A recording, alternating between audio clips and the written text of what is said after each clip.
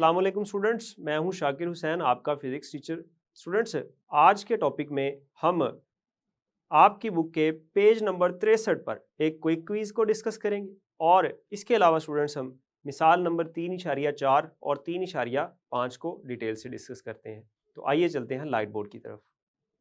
Students, इससे पहले हमने डोरी से मुंसलिक अजसाम की हरकत को डिस्कस किया और उसमें हमने दो तरह के अजसाम की हरकत को डिस्कस किया।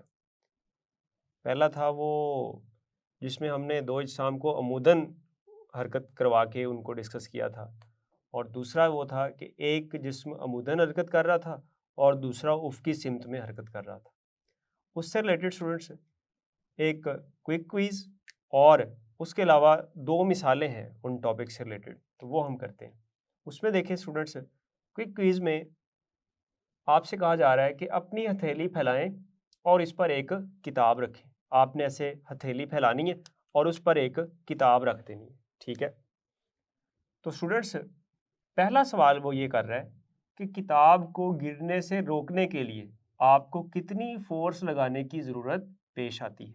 आपने हथेली पर किताब रखी है, अब आप चाहते हैं कि वो नीचे ना गिरे, ना ऊपर उसको मूव करवाना है ना नीचे लेके जाना है, आपने बस उसको रोके रखना है, यानी कि गिरने से बचाना है।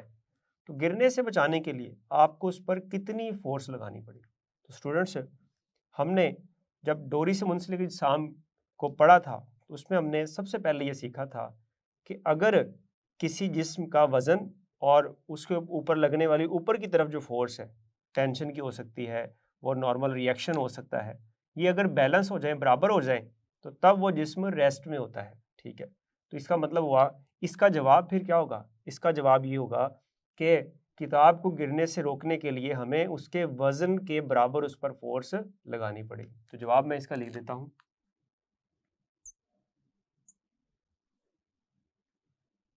किताब को गिरने से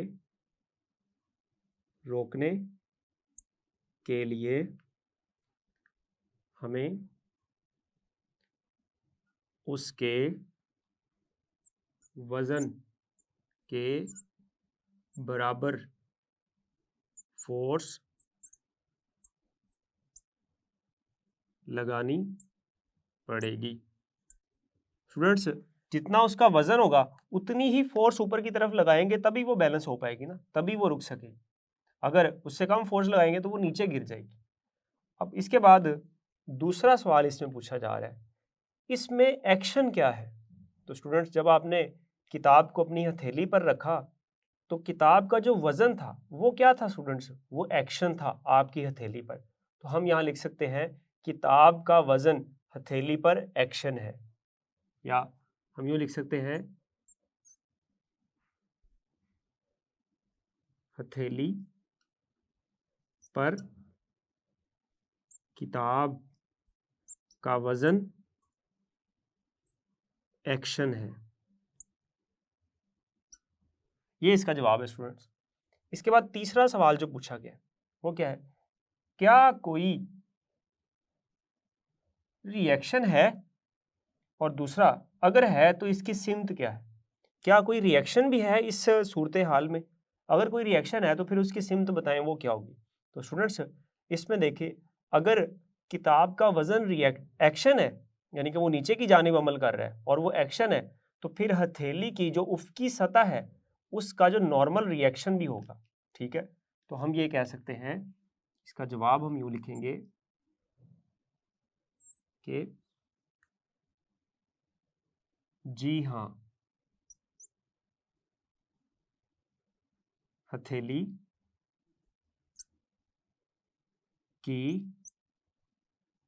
उफ़क़ी सतह का रिएक्शन होता है।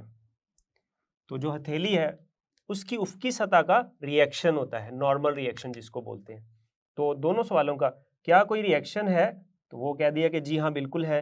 अगर है तो इसकी सिमत क्या है, अब सिमत बतानी है कि सिमत क्या होगी।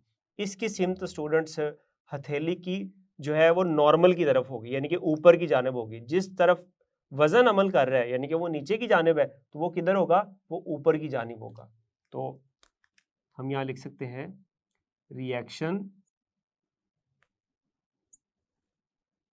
की सिमत अमूदन ऊपर की जानिब है। तो ये स्टूडेंट्स सवाल मुकम्मल हो गया।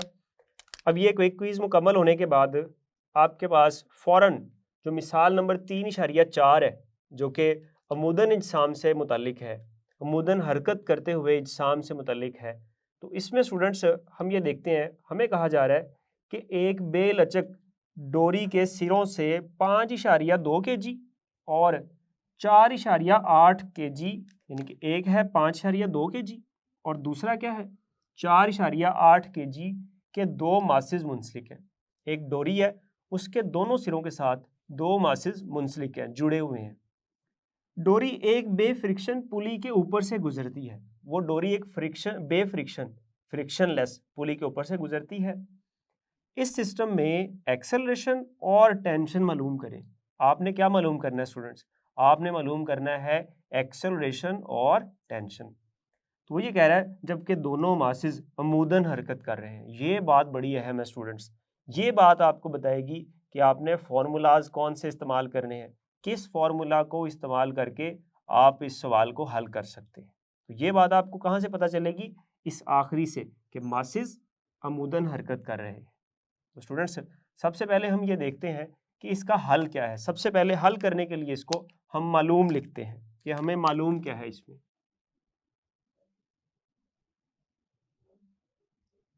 तो जो चीज़ें हमें मालूम है स्टूडेंट्स है उसमें सबसे पहले देखिएगा एक 5.2 kg का मास है और एक 4.8 kg का। तो इस केस में हमने ये पढ़ा था कि जो ज़्यादा मास होता है वो M1 होता है और जो कम मास होता है वो M2 होता है। अक्सर बच्चों को ये परेशानी होती है कि हम इसको M1 कहें या इसको M1 कहें। तो हमने ये देखा था जो ज़्यादा होता है उसको हमने क्या नाम दिया था, M1 का नाम दिया था। तो अब 5.2 kg को हम क्या लिख देंगे, M1। तो M1 कितना है मास, M1 बराबर है स्टूडेंट्स 5.2 kg और M2 कितना है स्टूडेंट्स, M2 है हमारे पास 4.8 kg। और स्टूडेंट्स और G की कीमत, G तो आपको पता है वो फिक्स होता है और वो कितना है 10 मीटर पर सेकंड स्क्वायर। ये ग्रेविटेशनल एक्सेलरेशन की कीमत है। अब इसके बाद हम ये देखते हैं कि हमें मतलूब क्या है, हमने मालूम करना क्या है। ठीक है, ये तो हमें मालूम है और मालूम करना क्या है वो हम देखते हैं क्या है। तो यहां मैं लिखता हूं मतलूब। स्टूडेंट्स जो चीज़ हमें मतलूब है वो हमें बताई गई है कि सिस्टम में एक्सेलरेशन और टेंशन दो चीज़ें हमें मतलूब है। तो यहाँ मैं लिख देता हूँ एक्सेलरेशन ए हमने मालूम करना है और टेंशन टी हमने मालूम करना है। अब हम इसको हल करते हैं स्टूडेंट्स। हल करने के लिए सबसे पहले हम एक्सेलरेशन मालूम करते हैं। तो एक्सेलरेशन मालूम करने के लिए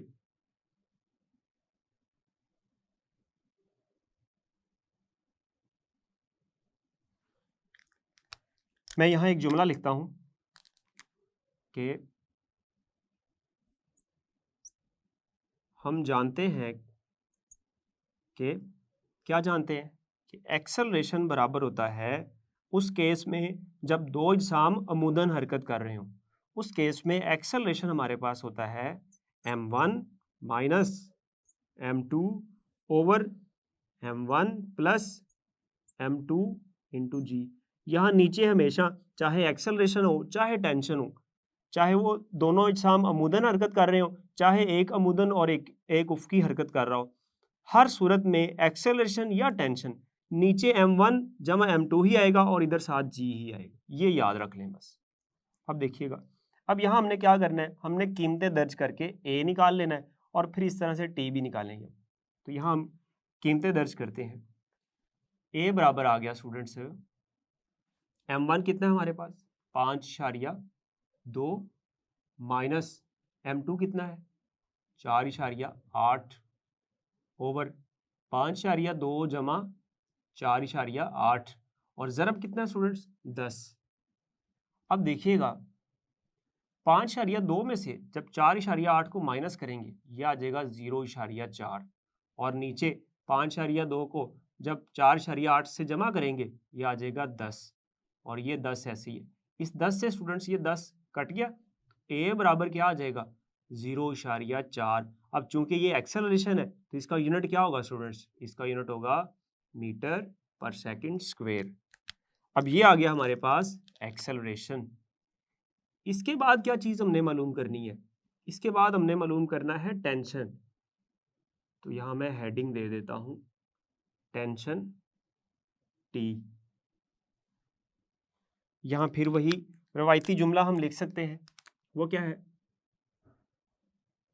जैसा कि हम जानते हैं, या आप वही जुमला लिख सकते हैं, हम जानते हैं कि T बराबर क्या होता है स्टूडेंट्स, T बराबर होता है 2m1 m2 ओवर m1 जमा m2 और ये g वैसे ही आ गया। तो स्टूडेंट्स अब इनकी कीमतें दर्ज कर दें, 2 एज इट इज और m1 की जगह क्या आ जाएगा 5.2 और m2 की जगह क्या आ जाएगा 4.8 ओवर 5.2 जमा m2 की जगह 4.8 और ज़रब कितना है जी कितना होता है 10। अब यहाँ स्टूडेंट्स ऊपर इसको जब ज़रब करेंगे 2 को 5.2 से और 5 फिर जो हासिल ज़रब आएगा उसको 4.8 से, तो ये हमारे पास तकरीबन आ जाएगा 50। ठीक है, और नीचे क्या आ गया स्टूडेंट्स 10 और इधर क्या आ गया 10। इस 10 से ये 10 कैंसिल हो गया, तो टेंशन कितना आ गया हमारे पास, टेंशन आ गया 50। अब चूंकि टेंशन एक फोर्स है, तो अगर ये फोर्स है तो इसका यूनिट क्या होगा स्टूडेंट, इसका यूनिट होगा न्यूटन। तो ये इसका हमने यूनिट लगा दिया और ये वो टेंशन थी जो कि उस डोरी के अंदर पैदा हो जाएगी। अब इसके बाद स्टूडेंट्स हमने मिसाल नंबर 3.5 को देखना है। मिसाल नंबर 3.5 क्या है, मिसाल नंबर 3.5 जो है ये ऐसे इज्साम से मुतालिक है जिसमें एक जिस्म जो है वो अमूदन हरकत कर रहा होगा और दूसरा उफ़की। तो स्टूडेंट देखिएगा इसमें कहा जा रहा है कि दो इज्साम जिनके मासेस बल तरतीब 4 kg और 6 kg हैं, एक बेलचक डोरी के सिरों से मुंसलिक है जो एक बे फ्रिक्शन पुली के ऊपर से गुजर रही है। यानी कि एक डोरी है उसके दोनों सिरों से दो इज्साम मुंसलिक है, एक 4 kg है और दूसरा क्या है 6 kg, और वो एक बे फ्रिक्शन पुली के ऊपर से गुजर रही है। एक जिस्म जिसका मास 6 kg है एक उफ़की बे फ्रिक्शन सतह पर हरकत कर रहा है। तो अब देखिएगा जो उफ़की सतह पर हरकत कर रहा है वो कौन सा है, वो 6 kg है। ठीक है, और जबकि दूसरा जिस्म जिसका मास 4 kg है अमूदन नीचे की तरफ हरकत कर रहा है। इस सिस्टम का एक्सेलरेशन और टेंशन मालूम करें। ये दो चीज़ें हमने मालूम करनी। अब देखिएगा स्टूडेंट्स एक बात बड़ी अहम है कि उफ़की सतह पर 6 kg है और अमूदन क्या है 4 kg है। तो इस सूरत में स्टूडेंट्स आपको याद होगा कि जो अमूदन हरकत करता था उसको हम m1 कहते थे और जो उफ़की सिमत में हरकत करता था उसको हम m2 कहते थे। तो ये बात आपने याद रखनी है। बच्चों को ये भी समझ नहीं आता कि सर हमने m1 किसको रखना है और m2 किसको रखना है। तो सबसे पहले देखते हैं कि हमें मालूम क्या है इसमें से। मालूम स्टूडेंट इसमें हमें देखिएगा एक हमें m1 दिया गया है, m1 कितना है 4 kg और m2 कितना है स्टूडेंट्स, m2 है 6 kg और g की कीमत तो हमें पता ही होती है, वो कितनी है 10 मीटर पर सेकंड स्क्वायर। अब स्टूडेंट्स हमें इसमें मतलूब क्या है, हमने निकालना क्या है। तो जो चीज़ हमें मतलूब है वो है स्टूडेंट्स एक एक्सेलरेशन a और टेंशन t। एक्सेलरेशन a हमने मालूम करना है और टेंशन t हमने मालूम करनी है। अब इसको हल करते हैं।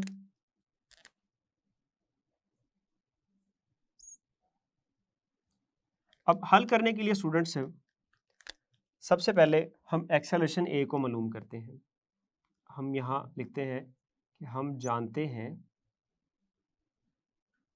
इस सूरत में जो एक्सेलरेशन मालूम करने का फॉर्मूला है वो क्या है, a बराबर m1 ओवर m1 जमा m2 और ये g साथ वैसे ही। अब यहाँ स्टूडेंट्स कीमतें दर्ज कर दें। a बराबर आ जाएगा, m1 कितना है हमारे पास, m1 है 4 kg, यहाँ 4 दर्ज कर दिया। यूनिट्स आपको पता है बाद में भी दर्ज किए जा सकते हैं, अगर आप साथ साथ करना चाहें तब भी कर सकते हैं। तो 4 आ गया नीचे, m1 4 जमा 6 और ज़रब g कितना स्टूडेंट्स 10। अब इसको मजीद हल कर लेते हैं।